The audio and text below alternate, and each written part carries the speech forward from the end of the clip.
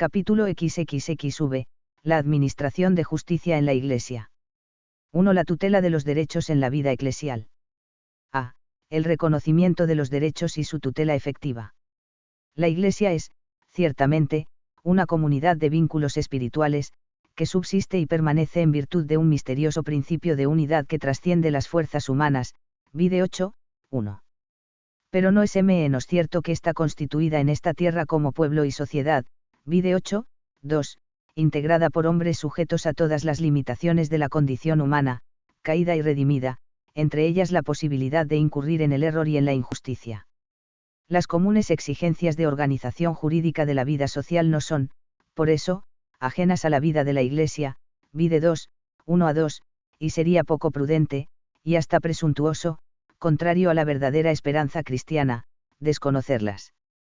No es, desde luego, ajena a la Iglesia, cf. 1 Co 6, 1-9, la necesidad de disponer de los medios necesarios para tutelar adecuadamente la justicia de las relaciones sociales en su seno, reconociendo y restableciendo los derechos que corresponden a los fieles en la vida eclesial.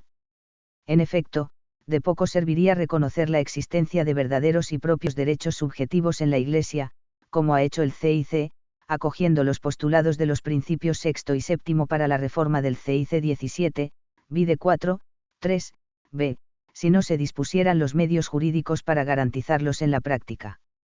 A esa finalidad apunta el C221 cuando, en sus dos primeros parágrafos, reconoce el derecho fundamental de los fieles, vide 9:3m, a acudir al fuero eclesiástico competente para reclamar la tutela efectiva de sus derechos, y a ser juzgados con arreglo a derecho.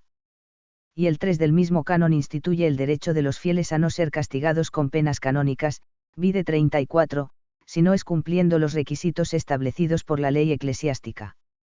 En correspondencia con esta norma, el C 1400, que abre el libro 7 del CIC, dedicado a los procesos, declara ahí las cuestiones que pueden ser objeto de juicio en la Iglesia, siempre que entren dentro del ámbito de su misión, CFC 1401A, la reclamación o reivindicación de derechos de personas físicas o jurídicas, b. la declaración de hechos jurídicos, c. los delitos, por lo que se refiere a la imposición o declaración de penas. b. acciones y excepciones procesales.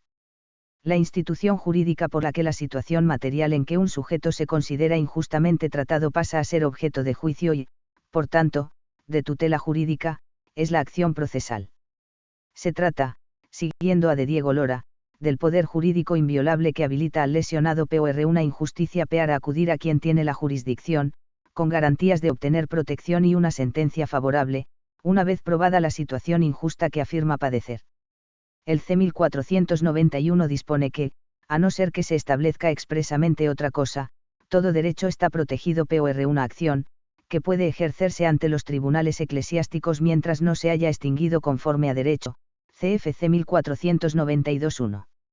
El CIC trata en los CC 1496 a 1500 de algunas acciones en particular, especialmente de las llamadas cautelares, que se ejercen para que, en tanto no se dicte la sentencia definitiva en un proceso, el juez tome medidas que eviten perjuicios de difícil o imposible reparación, así, por ejemplo, la acción de secuestro, para que el juez ponga bajo custodia la cosa reclamada, que está en poder de otro, o la acción para que se prohíba a otro el ejercicio de un derecho que se va a discutir en juicio, etc. En otros lugares del CIC pueden encontrarse referencias a las clásicas acciones de nulidad, para que se declare que un acto jurídico es nulo, entre estas se encuentra la de nulidad de matrimonio, o de rescisión, para que se anule judicialmente un acto válido pero viciado por defectos que permiten su anulación, a la acepción criminal, a la de resarcimiento de daños, etc. El C 1500 remite la regulación de las acciones posesorias, relacionadas con litigios que afectan a la tenencia material de algo, a las leyes civiles de cada lugar. Según el último inciso del citado C 1491, todo derecho está protegido no solo por una acción, sino también por una excepción. Si la acepción es un poder activo, la excepción es un poder de defensa u oposición frente a la demanda judicial interpuesta en contra de un derecho propio. A diferencia de las acciones, que pueden extinguirse, las excepciones son, por naturaleza, perpetuas, y pueden oponerse siempre, CFC 1492-2. Las excepciones, cuya interposición se regula en los CC 14591-462, pueden basarse tanto en razones relacionadas con la realidad material de la cuestión, PII que ya se ha pagado el precio reclamado, o que se había llegado previamente a un acuerdo con quien reclama, como en motivos de tipo formal o procesal, por ejemplo, la falta de competencia del juez, la nulidad de alguno de los actos judiciales, la expiración de un plazo, etc. C. Conveniencia de evitar los litigios innecesarios. En el contexto de la regulación canónica de los procesos se acoge, como rasgo cristiano que ha de caracterizar la convivencia de todos los fieles en la Iglesia, el deber de excluir el espíritu litigioso, cf. Por ejemplo, Titi 3, 1-2, 1 Tiem 3, 3, 2 Tiem, 2, 23-24, etc., que ha de ser sustituido por un espíritu benigno y manso, cf 1 Co 13, 4-7. Por esta razón se establece que, todos los fieles, y en primer lugar los obispos, han de procurar con diligencia que, sin perjuicio de la justicia, se eviten en lo posible los litigios en el pueblo de Dios y se arreglen pacíficamente cuanto antes, C 1446-1, CFC 1733-1. Además, se manda al juez que, al comenzar el litigio y en cualquier otro momento posterior, siempre que abrigue alguna esperanza de éxito, exhorte y ayude a las partes a buscar una solución extrajudicial, les indique los medios que pueden utilizar para ello e incluso sugiera la mediación de personas serias, CFC 1446-2. No cabe duda de que, siempre que sea posible, es preferible una solución pacífica y concorde a un litigio que, además de prolongar la situación de conflicto mientras se resuelve, podría exponer a las partes enfrentadas, por deficiencias achacables a la debilidad de la naturaleza humana, a lesionar la comunión, al menos afectiva, haciendo más costoso reparar ese posible deterioro una vez concluido el pleito. Pero esto no supone una invitación a la dejación sistemática de derechos, o a la negligencia de deberes, para que se eviten los litigios a toda costa, sino una advertencia sobre el carácter de recurso extremo que debe tener el proceso judicial. El mismo C 1446-1 advierte que se ha de procurar evitar los litigios en lo posible y sin perjuicio de la justicia. El legislador canónico sabe, recuérdense los principios directivos 6 grados y 7 grados, que una hipotética concordia promovida sobre la base de situaciones injustas, o de cualquier modo nocivas para la vida de la Iglesia, no sería la verdadera paz sino, a lo sumo, una apariencia superficial de ausencia de conflictos, que muy poco tendría que ver con la comunión. La paz es obra de la justicia, Is 32, 17, de modo que, cuando es imprescindible acudir a ellos, también los medios regulados para la tutela jurídica de los derechos son medios idóneos y eficaces al servicio de la comunión.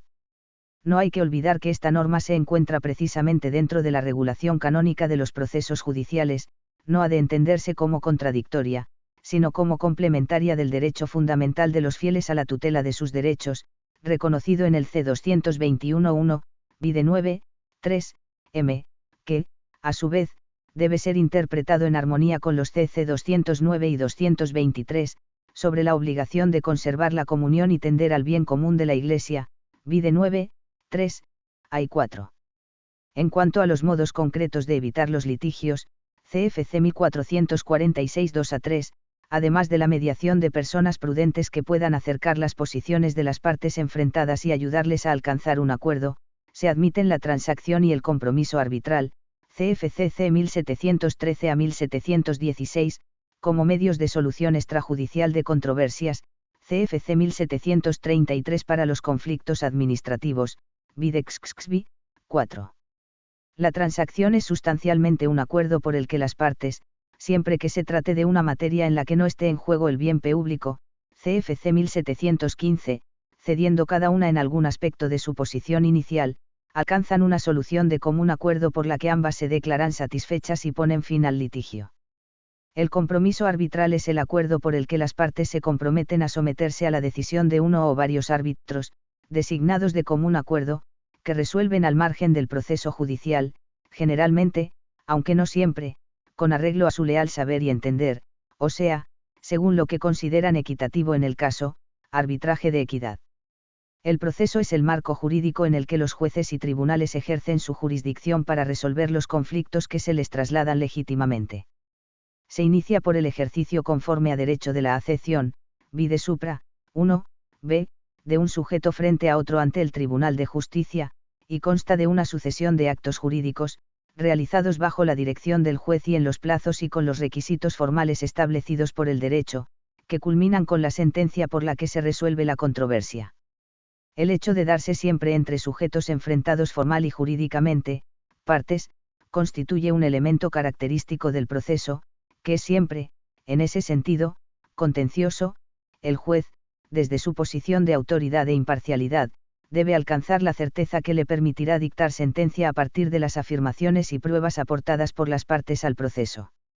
La resolución, que vincula jurídicamente a las partes, puede declarar o reconocer un hecho jurídico o un derecho, sentencia declarativa, crear, modificar o extinguir situaciones jurídicas, sentencia constitutiva, o imponer a los afectados obligaciones de dar, hacer u omitir algo, sentencia de condena.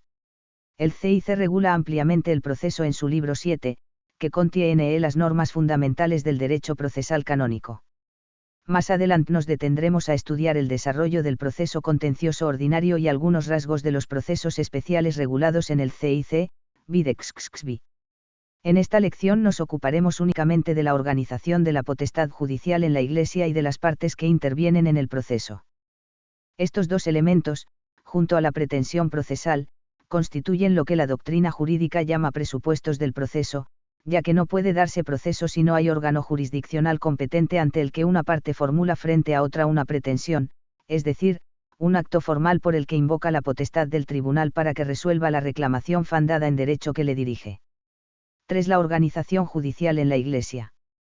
Los titulares originarios de la potestad judicial en la Iglesia, vide 14, 4, b, son, como sabemos, el romano pontífice, CFC 1442, el obispo diocesano, CFC 1419, y los oficios capitales de las otras IA y circunscripciones eclesiásticas, vide 17, 1, Aunque todos ellos pueden ejercer personalmente la potestad judicial, de ordinario la ejercen a través de los jueces y tribunales que participan de su potestad con arreglo a las normas establecidas por el derecho, CFC 135.3.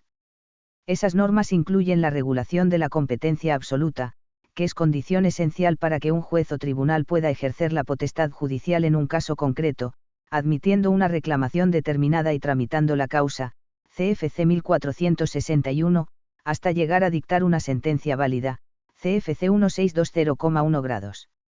Las reglas generales de la competencia judicial relativa, que es necesaria para dictar sentencia, se contienen en los CC 1407 a 1416, bajo la clásica rúbrica, del fuero competente, aunque existen otras normas, en el CIC y fuera de él, que delimitan competencias de diversos jueces y tribunales, CF, por ejemplo, PB, arts 52, 53 y 117 a 130. Además, la organización judicial de la Iglesia sigue el principio de pluralidad de instancias, que consiste en la posibilidad de apelar o recurrir la sentencia de un tribunal ante otro de grado superior, para que se pronuncie sobre el mismo asunto, garantizando así mejor la justicia de la resolución. Juzga en primera instancia, o en primer grado, el tribunal que conoce de un asunto que es por primera vez objeto de un proceso judicial. La sentencia de primera instancia se recurre ante el tribunal de segunda instancia o de apelación, y contra las sentencias dictadas en apelación pueden caber, según los casos, recursos en ulteriores instancias. A. El tribunal de primera instancia. Ordinariamente, toda diócesis debe tener su tribunal de primera instancia, pero, si no es posible, varios obispos diocesanos pueden constituir, con la aprobación de la sede apostólica, un tribunal común, interdiocesano, para juzgar toda clase de causas o solo algunas de ellas, CFC 1423. Los tribunales de primera instancia pueden estar formados por un juez único o por un colegio, vide 15, 3, de 3 o 5 jueces, que tomará sus decisiones por mayoría de votos, CFC 1426-1. Hay algunas causas que el derecho manda que sean tratadas en primera instancia por un tribunal de 3 jueces, y el obispo diocesano puede encomendar también a un tribunal colegiado las causas más difíciles o importantes, CFC 1425. El presidente del tribunal colegiado, que, siempre que sea posible, será el vicario judicial o un vicario judicial adjunto, CFC 1426-2, debe nombrar entre los jueces que lo integran un ponente o relator, que informará sobre la causa en la reunión del tribunal y redactará la sentencia, CFC 1429.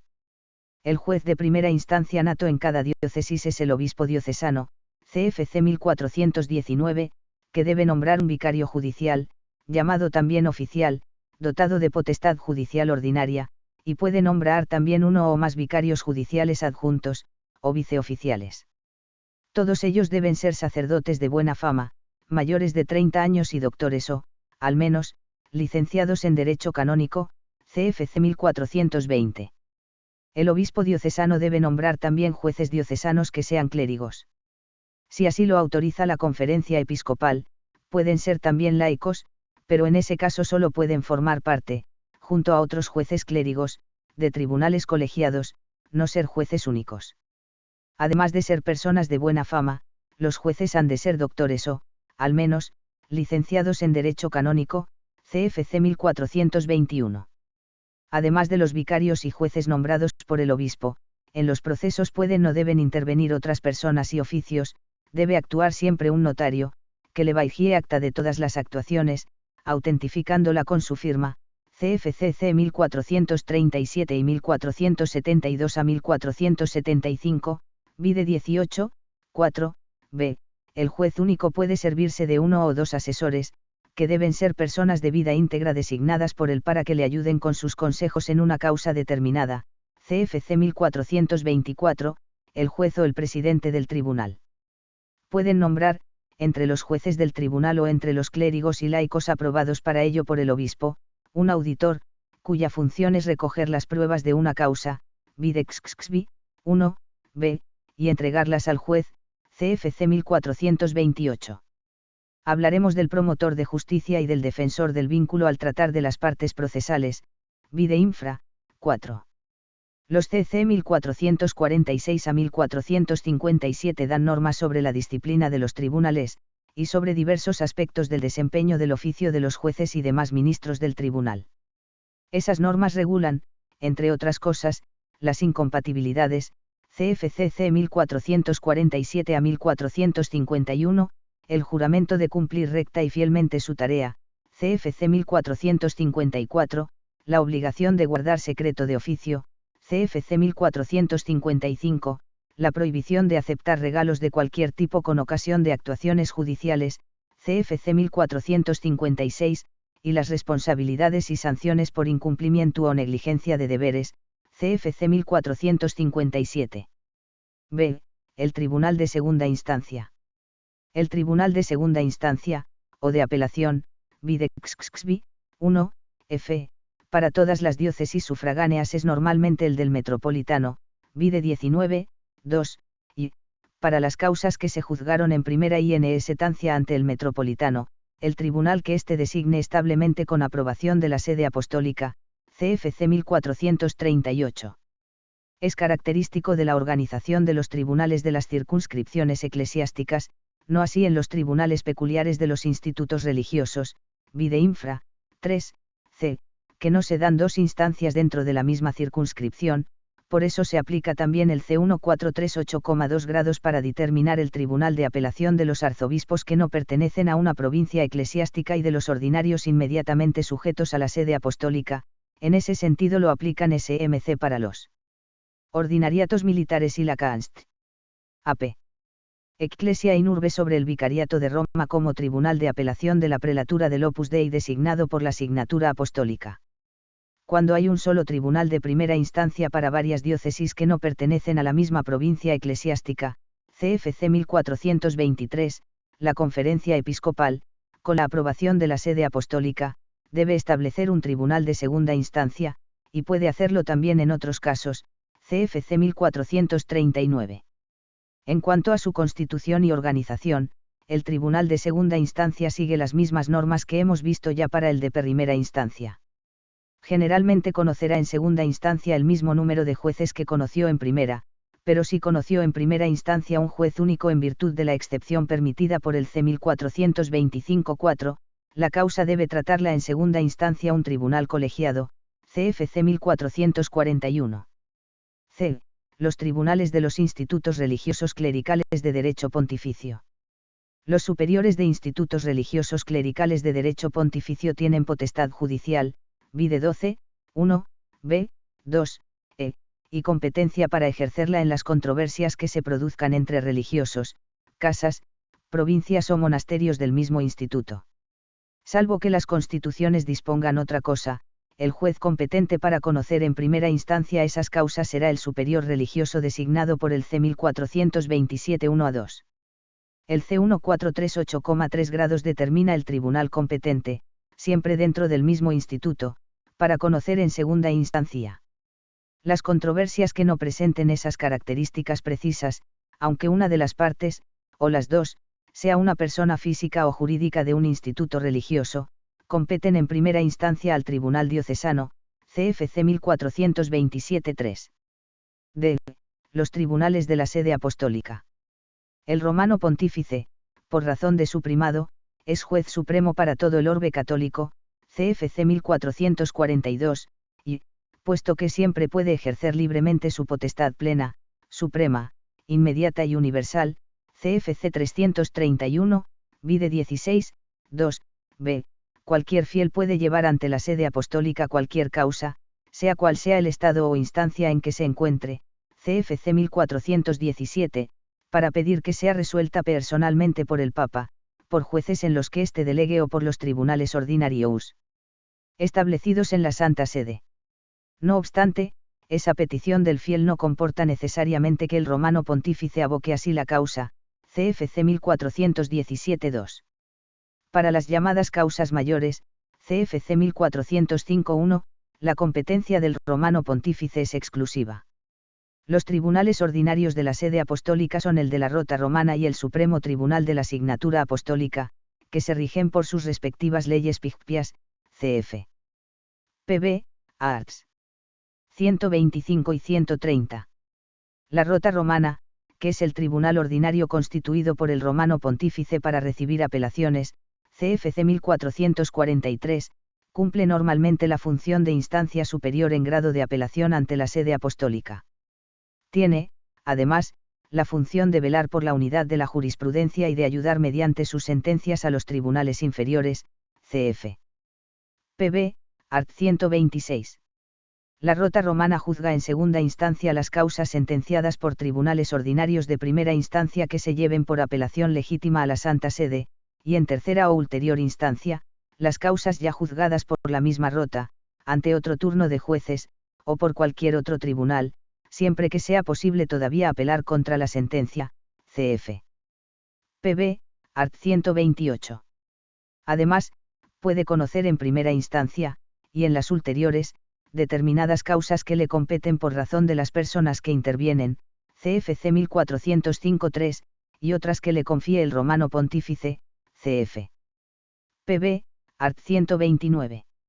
El Tribunal Supremo de la Signatura Apostólica, CFC 1445, que funciona en la práctica en 3 secciones, tiene algunas competencias típicas de un Tribunal Supremo, además, es el único tribunal administrativo, CFC 1402, Videxxvi, 4, existente en la vigente organización judicial, y es también el dicasterio de la Curia Romana con competencia para el gobierno de la Administración de Justicia en la Iglesia, CFPB, Art. 121.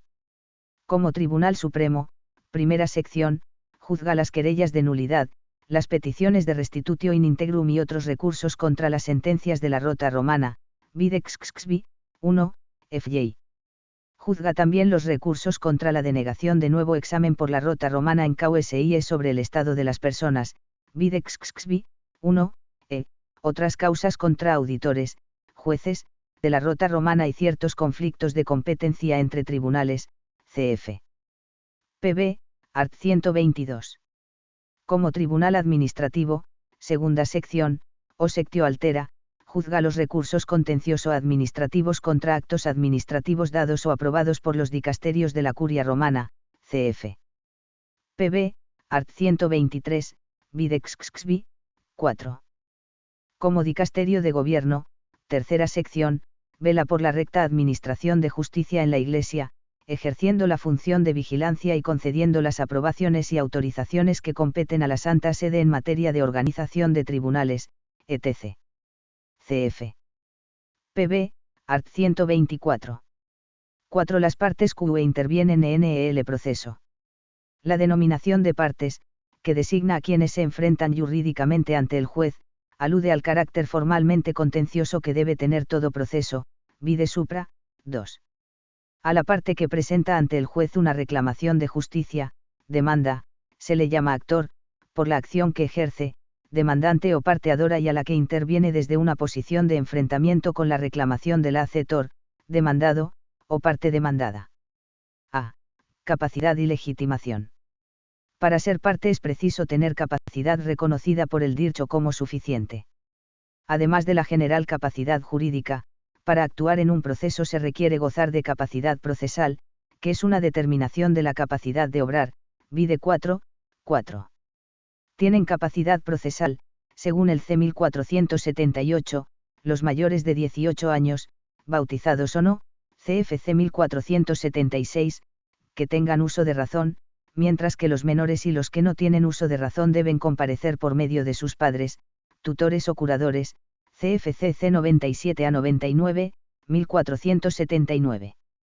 Sin embargo, en las causas espirituales o conexas con ellas, los mayores de 14 años, siempre que tengan uso de razón, pueden demandar y contestar personalmente, sin consentimiento de sus padres. Las personas jurídicas actúan en juicio por medio de sus representantes legítimos, CFCC 118, 1480. Además de la capacidad, para intervenir en un concreto proceso es necesario estar legitimado, es decir, encontrarse respecto a la cuestión controvertida en una situación que el derecho considere digna de tutela judicial. Aunque tengan, en abstracto, capacidad procesal, no pueden ser admitidos como partes en un proceso determinado quienes carecen de legitimación. Es necesario que el actor esté en situación de poder reclamar, al menos con buena apariencia de estar fundado en derecho, aquello que reclama, legitimación activa, y que el demandado sea precisamente aquel frente a quien corresponde reclamarlo, legitimación pasiva.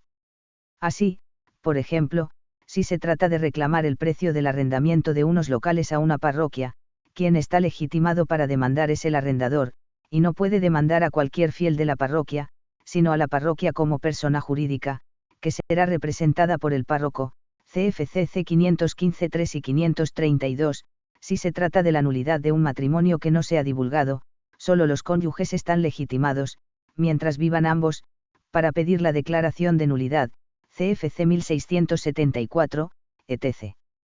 B. El promotor de justicia y el defensor del vínculo.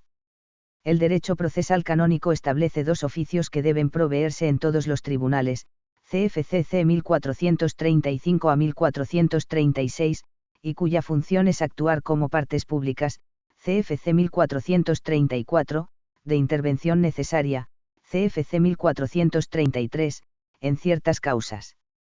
Se trata del promotor de justicia y del defensor del vínculo. El promotor de justicia tiene la obligación, por su oficio, de velar por el bien público. Por ello debe actuar, por disposición expresa de la ley, o por decisión del obispo diocesano, CFC 1431, en todas las causas contenciosas en que pueda verse implicado el bien público y en las causas peneils, CFC 1430. El defensor del vínculo ha de actuar en todas las causas en que se juzgue la nulidad o la disolución del matrimonio, videxxxbi, 3, a, o la nulidad de la sagrada ordenación, videxxxbi, 3, b, proponiendo todo aquello que quepa aducir razonablemente contra la nulidad o disolución, CFC 1432. C. El patrocinio de las partes. Según el C. 1481, las partes pueden demandar y actuar en juicio personalmente. Sin embargo, incluso en los procesos más sencillos, ha de desarrollarse una actividad bastante técnica y compleja, que hace conveniente que las partes se sirvan de la ayuda de un procurador o de un abogado, que pueden designar libremente para que los patrocine. Sin el patrocinio del letrado, podría suceder que alguna de las partes quedara en situación de indefensión, por ignorancia de las formas y normas procesales, frustrando así la eficacia del proceso para buscar la justicia en el caso concreto. Por eso el juez, si lo ve necesario a la vista de la dificultad de la causa, puede indicar a las partes que designen patrono, y debe nombrarlo él mismo, si las partes no lo hacen, en las causas en que necesariamente debe intervenir abogado, por ejemplo en las penales. El procurador suele actuar en representación de la parte, presentando en su nombre al tribunal todos los escritos y recibiendo las comunicaciones del tribunal. El abogado patrocina a la parte con su función de asesoramiento y consejo letrado. Los CC 1481 a 1490 contienen las normas del CIC sobre abogados y procuradores. Para poder patrocinar causas ante los tribunales eclesiásticos, tanto el procurador como el abogado deben ser mayores de edad y de buena fama. El abogado, además, debe ser católico, salvo que el obispo diocesano permita otra cosa, y doctor, al menos, verdaderamente perito en derecho canónico, y ha de ser aprobado por el obispo. CFC 1483. El CIC recomienda que en los tribunales, si es posible, haya unos patronos estables, que perciban sus honorarios del tribunal y puedan ser nombrados por las partes que lo deseen. CFC 1490. Para patrocinar causas ante los tribunales de la sede apostólica es preciso que los abogados y procuradores estén inscritos en un elenco especial, cumpliendo los requisitos exigidos para acceder a él. Cf. Pb. Arts. 183 a 185. El obispo del que depende el tribunal debe dar normas sobre los honorarios de los abogados y procuradores, CFC 1649,2 grados, y sobre la concesión del beneficio de patrocinio gratuito, CFC 1649,3 grados, que puede otorgarse nombrando un patrono de oficio, CFC 1490, a la parte que lo solicite y justifique que no cuenta con medios para hacerse cargo de los honorarios. A las partes que lo pidan y justifiquen, puede concedérseles también la exención total o parcial de los demás gastos del proceso judicial, llamados costas judiciales o litis expensas, CFC 1464 y 1649.